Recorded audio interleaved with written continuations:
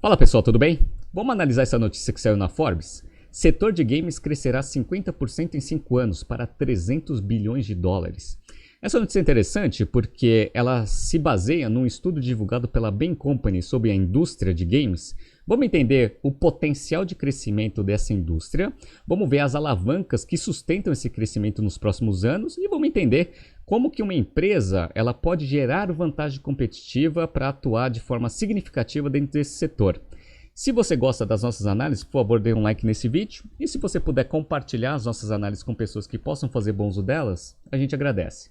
Para quem está assistindo no YouTube, eu estou mostrando aqui o site da Bain, que divulgou esse estudo, que se chama Level Up, The Future of Video Game is Bright. Vamos entrar na notícia e eu vou fazendo um bate-bola aqui com o estudo. Bora! O futuro dos videogames é brilhante, diz o levantamento da Bain Company, que projetou um crescimento de 50% na receita global da indústria nos próximos 5 anos, saindo de 199 bilhões de dólares em 2022 para 307 bilhões em 2027. Estou mostrando aqui o gráfico aqui do estudo da Bain, que mostra que os 307 bilhões aqui em 2027 vai demonstrar um CAGR de 2022 a 27 de 9%, e que não leva em consideração receitas acessórias. Isso é interessante por quê? Porque essa receita pode ser ainda maior dependendo da estratégia que a empresa vai ter dentro do segmento. Legal, né? Então vamos lá. Quais são as alavancas que vão sustentar esse crescimento de 9% ao ano até 2027? Os avanços tecnológicos da indústria é o primeiro, as experiências no estilo metaverso é o segundo, e os novos modelos de monetização é o terceiro. Bom, avanços tecnológicos da indústria a gente vem acompanhando nesses últimos tempos, mostrando que o console ele vai ficar obsoleto no futuro muito próximo, porque todos os jogos vão para a nuvem, dado a evolução dos meios de transmissão. Então a gente já vê Microsoft, a Sony tentando criar escala nos seus modelos de assinatura de games, e isso daí vai ser uma tendência para essa indústria. Então esse é um exemplo da primeira força aqui para o crescimento da indústria de games. Experiências no estilo metaverso. Em alguns BTCs Journals passados, a gente já falou sobre uma empresa chamada Roblox, que vem crescendo bastante. É uma empresa de capital aberto, então você pode entrar no site da empresa e ver o faturamento dela. E os jogos são mais ou menos nesse estilo de metaverso. Então esse potencial, da Roblox provavelmente vai se disseminar nos outros players de mercado. E novos modelos de monetização, que é o terceiro, a gente percebe que isso surgiu fortemente, principalmente com empresas de jogos de celular, onde geralmente o modelo de monetização ele não é na venda do jogo propriamente dito, mas em receitas acessórias, por exemplo, publicidade e venda de coisas dentro do jogo. Isso daí, obviamente, ainda tem mais destravamento de valor que pode ser utilizado pela indústria. Legal. Quais são os públicos-alvos que mostram essa tendência e esse potencial de crescimento da indústria? Vamos lá? Bora!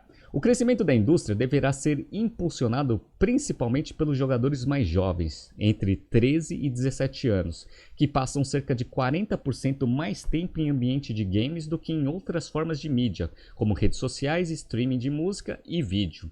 Mas tem um público um pouquinho mais velho que também tem potencial de crescimento. Enquanto os jogadores mais velhos, de 18 a 34 anos, gastam pouco menos de 7 horas semanais em videogames e 8 horas semanais em redes sociais, os mais jovens ficam 10 horas em videogames e 6 horas em redes sociais por semana. E aqui eu estou mostrando um pouco do gráfico. Quando você pega a sequência de investimento de tempo semanal, a única diferença do público de 13 a 17 para o público de 18 a 34 anos é a primeira e a segunda posição. Público mais jovem, 10 horas semanais aqui para videogames e 6 horas para redes sociais. Público mais velho, ele gasta mais tempo em redes sociais, 8 horas, mas jogos ainda se mantém em segundo, aqui com aproximadamente 6 horas semanais. Então, dado que você já criou esse hábito logo de largada, a tendência é que você tenha mais familiaridade com jogos e que inclua isso dentro da sua rotina quando você ficar mais velho. Isso mostra que existe uma continuidade de potencial de crescimento desse setor. Interessante, né? Vamos lá. Em comparação com jogadores um pouco mais velhos, os jogadores mais jovens se sentem mais confortáveis em ambientes virtuais e pouco mais da metade deles prefere sair com amigos em jogos do que pessoalmente. Então, até o próprio hábito, fora dos jogos, também vai ser muito alicerciado aí com esse hábito, que você tem de jogos mais novo eventualmente isso pode até se disseminar em outras partes da sua vida, né? Então, isso daqui é interessante, que mostra o potencial aqui do crescimento sustentável desse setor. Grandes jogos de mundo virtual são caros para construir, na faixa de 80 a 300 milhões de dólares, com potencial de chegar a 1 bilhão de dólares em 2027, com base na trajetória histórica. Então a gente percebe que quem quiser gerar vantagem competitiva vai precisar de dinheiro, ou seja, não é um setor para pequenas empresas, dentro dessa tendência de médio e longo prazo. Nesse sentido, a BEM afirma que ter grande volume de jogadores é fundamental. O modelo free-to-play demonstrou sucesso na construção dessa escala de jogadores e no efeito cascata, que culminou em milhões de jogadores e fãs para jogar o jogo e apoiar a franquia mais amplamente. O que significa? Uma grande receita acessória que pode ser desenvolvida e aproveitada por players que querem ter boa atuação dentro desse segmento é trabalhar na franquia. Tudo que pode ser gerado de receita além do próprio jogo. Isso daqui tem alguns exemplos bem interessantes agora. Então vamos lá. Grandes jogos como League of Legends, Pokémon e The Witcher mostram o potencial de ir além do jogo ao chegar em filmes e outras mídias. O alcance global e a demografia jovem do público gamer o tornam especialmente atraentes para Hollywood, diz a consultoria. O próximo passo nessa estratégia é trabalhar a gestão das franquias para tirar o máximo de aproveitamento, abre aspas. As decisões de investimento irão equilibrar quanto gastar no jogo em si e quanto gastar na franquia além dele, afirma o relatório.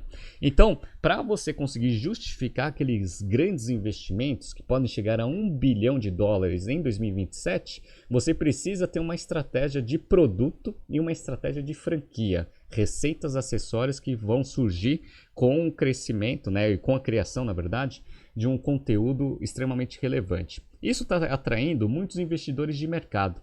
Isso a gente consegue ver com a quantidade de dinheiro que está sendo investido dentro desse setor. Tem aqui um dado nesse estudo que é bem interessante, que mostra todos os negócios gerados desde 2019 até 2022. Olha como o montante vem aumentando ano contra ano.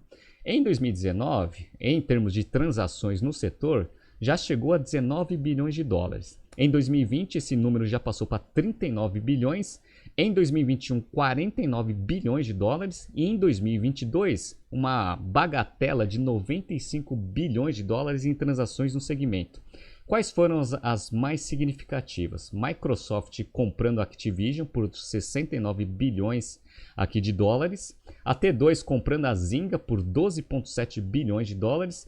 E a Sony comprando a Bungie por 3,6 bilhões de dólares. Então, essa estratégia do canal comprar o produtor já vem acontecendo em 2022 e isso tende a acelerar para o futuro, porque vai ser essa união entre canal e produtor de jogo que vai ser o modelo verticalizado que vai gerar vantagem competitiva. Tá? Então, abre aspas aqui.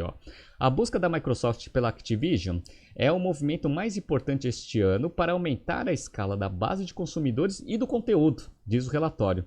Para eles, as fusões devem continuar e aumentar, principalmente por ser uma questão de sobrevivência no longo prazo. Então a gente percebe que esse mercado ele vai se consolidar em grandes players. Precisa ter bastante poder econômico e uma estratégia integrada entre canal e gerador de conteúdo. Então as Big Techs elas são naturalmente potenciais geradores de valor se tiverem uma estratégia bem alinhada com esses fatores que foram descritos aqui pelo relatório da BEM, segundo a própria BEM. Isso daqui é interessante por quê? Porque a gente vê que duas Big Techs em especial, o Google e a Meta, têm enfrentado dificuldades em se posicionar dentro desse segmento. Olha que interessante, a notícia do dia 15 de outubro.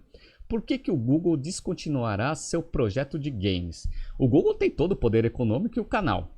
Por que ele não está conseguindo dar tração aqui dentro desse segmento? Vamos entender aqui um pouco. O Google anunciou no início de outubro o encerramento da plataforma Stadia. O streaming de games lançado em 2019 surgiu como uma grande aposta da empresa em aproveitar o crescimento da indústria de jogos em nuvem. No entanto, de acordo com Phil Harrison, um dos responsáveis pela divisão de games da empresa, o serviço não atraiu o público esperado. Então, não adianta ter poder econômico e o canal. Se não tiver uma estratégia de conteúdo relevante integrado ao canal, infelizmente, mesmo sendo o Google, não vai ter sucesso aqui no segmento de games. Como eu falei, a Meta também está com dificuldade. Vamos lá. Em agosto deste ano, o Facebook Game, plataforma criada em 2020 com foco no conteúdo de games e esportes, também teve uma adaptação, descontinuando seu app. De acordo com o posicionamento da Meta no site The Verge, o app deixou de funcionar em outubro. O motivo? Baixa demanda de usuários que justifique a manutenção da plataforma.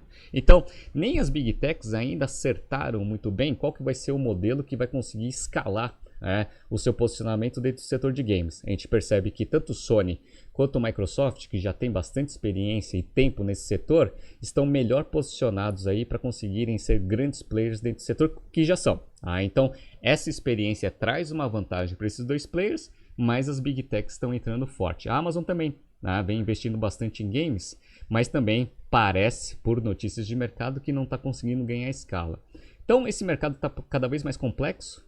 Ninguém sabe ainda qual que é o modelo mais adequado aí para você conseguir entrar nesse setor.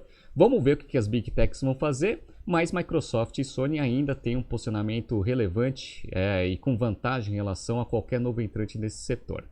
Se você gostou aqui dos BTCs News, está surgindo aqui alguns BTCs News passados para vocês se atualizarem. Não se esqueça de se inscrever no nosso canal e na nossa newsletter. Grande abraço e até amanhã.